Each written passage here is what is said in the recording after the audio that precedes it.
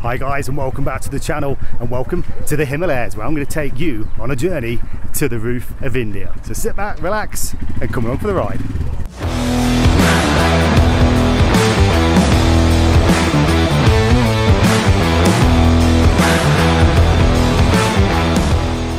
So we flew in from the UK, we landed in Delhi. We got a second flight to Chandigarh.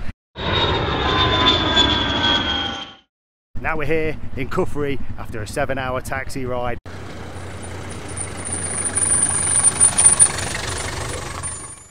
So in the background behind me you can see the mountain mist. The weather can change here at any time. Just 2 weeks ago the Himalayas had the worst weather for decades. Check out this news report. Extreme weather events.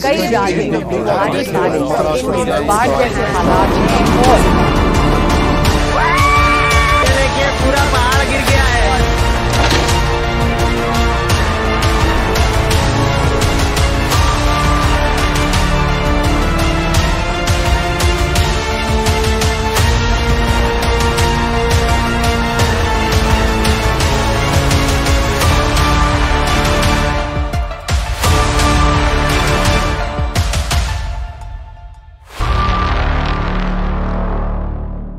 So anything can happen. We've got to be prepared to turn back. We've got to be prepared for the worst. So we've got all the bikes here now. Everybody's getting prepped for the ride. We've got approximately 20 riders, about 3 support staff and a support truck to take our luggage onto the next destination. But everybody's getting kitted up and getting on their Royal Enfield Himalayan. So today's ride, it's considered day 2. We got here yesterday, we didn't ride. This is the first ride. This is the ride to Jewelry. We're at 8,850 feet, 135 kilometers. Doesn't sound a lot, but with these roads, it can be absolutely treacherous. Like I said, the weather can change any minute, so you've got to be prepared for the worst. So let's get on the bike, let's get kitted up, and let's get going.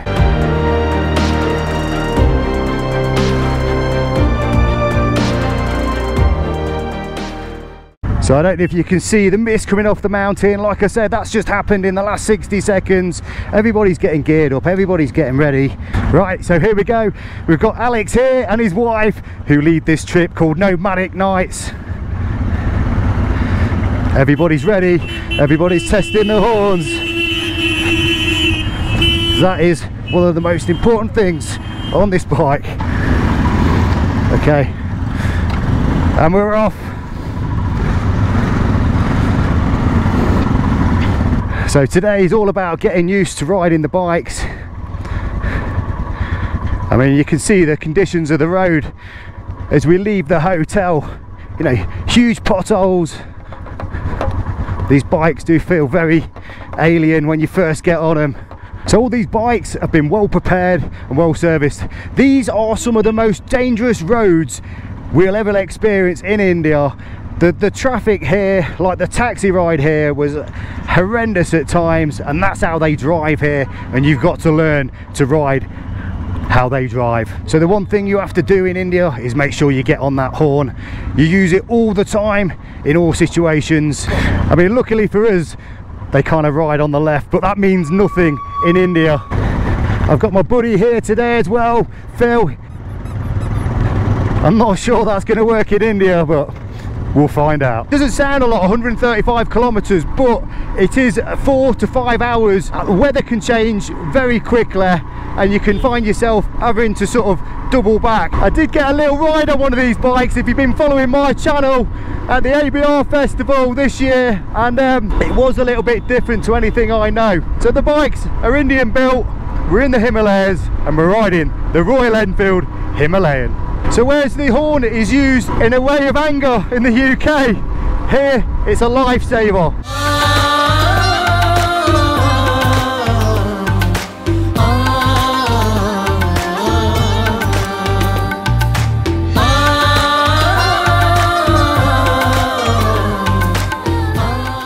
So just 5k into the trip, and there's just massive potholes everywhere.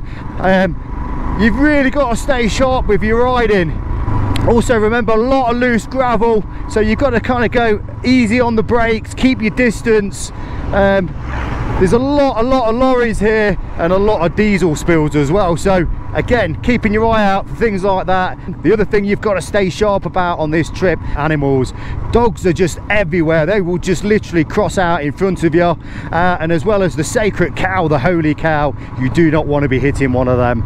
We're going to see some interesting things on this trip, and we've got some spectacular views, so I hope you enjoy this as much as me. As soon as you set off, you get some spectacular views, but to be honest, with the traffic at the minute, it's just a case of getting out the town here and getting on them better, quieter roads. Already I've got a car behind me trying to overtake me. They overtake on the blind bends, trying to do the overtake.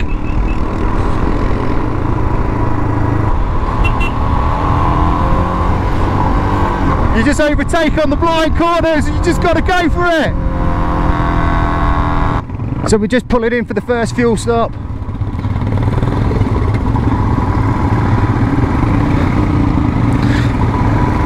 This is where we've got to be a bit careful pulling off the road. We've kind of got to line up in 2s and 3s, keep compact. Some people have been on this trip before, and there's quite a few that haven't.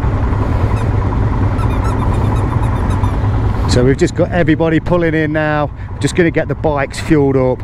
So yeah, the temperature is starting to rise now because we're actually coming down on altitude. So we're just at a bridge at the minute, just waiting for the traffic to clear. And we're off. We're only 10k into this ride and already pretty technical.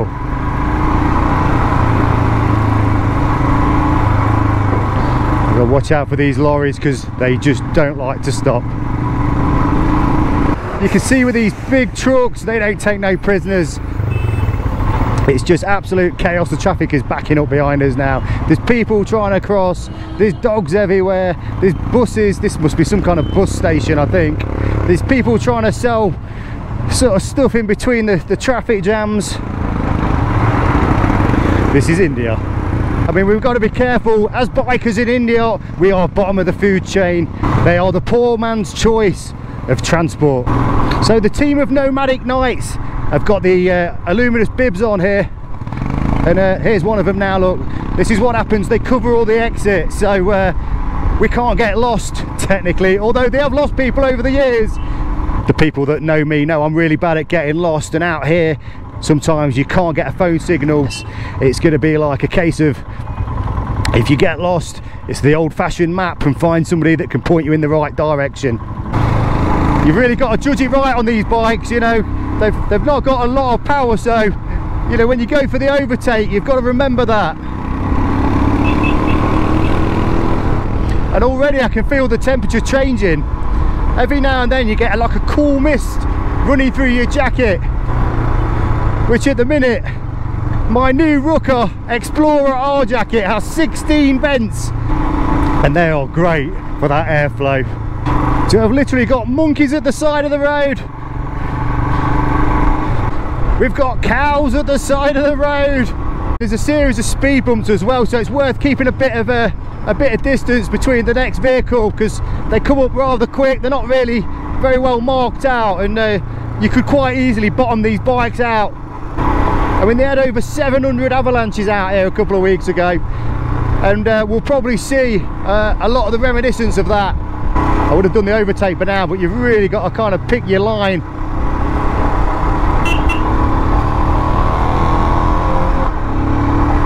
Because you get things like this coming across, big trucks, big potholes again. You can see as we're starting to climb the mountain a little bit, the skies have changed. You know, when you ride in the UK, generally the bikers will get their kind of the right of way. Here, you don't. You just let the other vehicles pass through.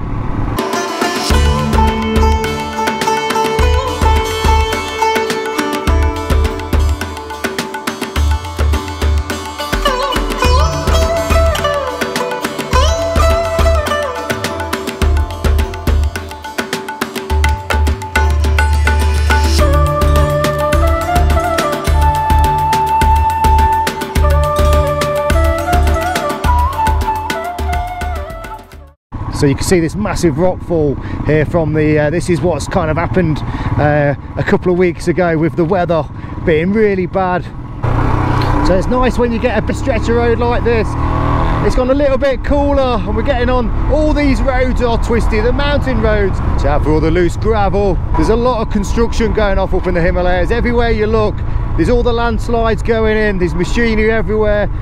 Like I say, these cows are just everywhere. We've not had no rain yet, but I'm sure at some point, looking up into them hills, we might just get a little drop. So I nearly come a crop about there. There was a bit of surface road that was just kind of like about a foot up, and I kind of hit it and lost control. Managed to stay on the bike, but that's kind of like my first near miss there.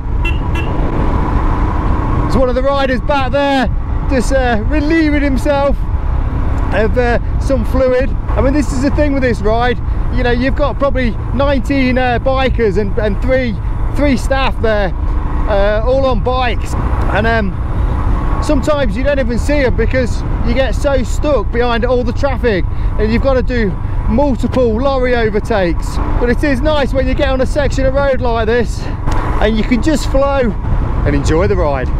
One thing I don't like is when they park these bikes up and it's getting the side stand down. You've really got to think about where you park up. I'm not sure I've actually seen fourth gear yet.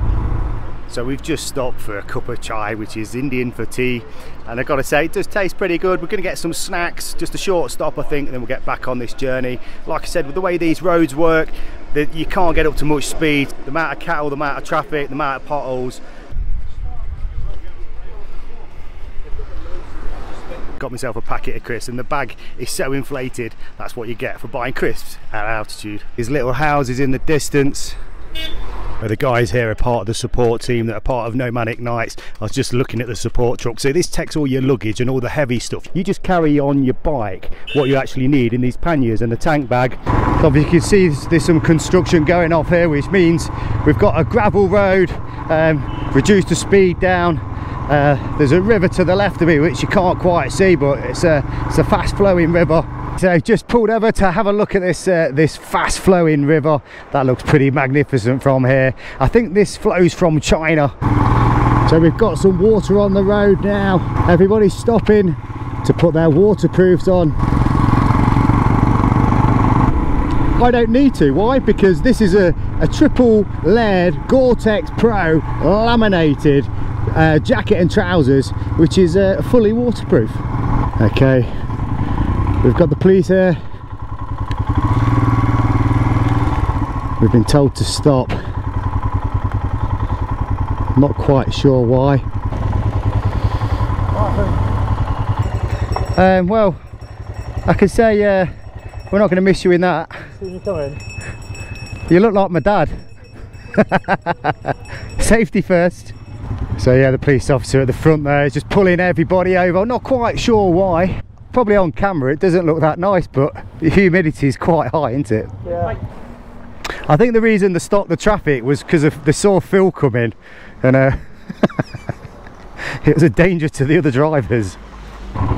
Clutch control, back brake, and just roll down. You can see all the rocks. This is all from the landslides that they've had. So yeah, you can see this bit of section here. This is where they've been just trying to clear the landslides. They've got the diggers in. You can see the devastation over there where it's took out the barrier. So there's a possibility this has just happened minutes before we got here. So looking up there, any of this could go at any second. Right, it looks like it's about cleared, probably 20 minutes later, but you know what, there's such a chilled nation that they just taking the stride. I guess living in the Himalayas, this thing's probably going to happen all the time.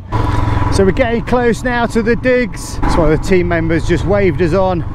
Some beautiful houses and buildings here. Like I say, I think this place is pronounced Jury.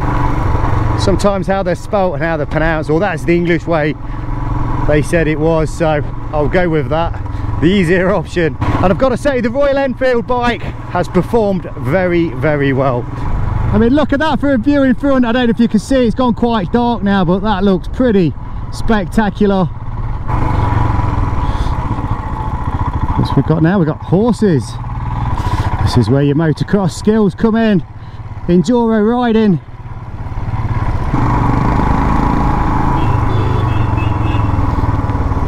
Wow, that was close.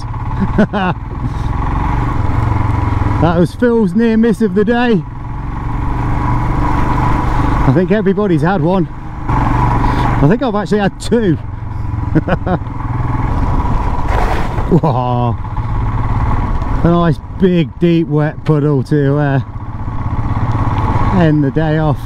And here we go. Ah, well, this looks nice. Doesn't look like we're roughing it tonight, that's for sure.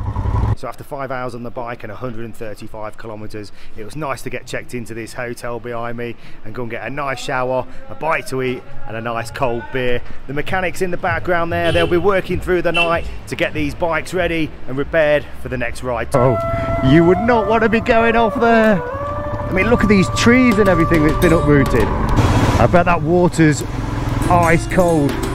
Now that's what you call a view.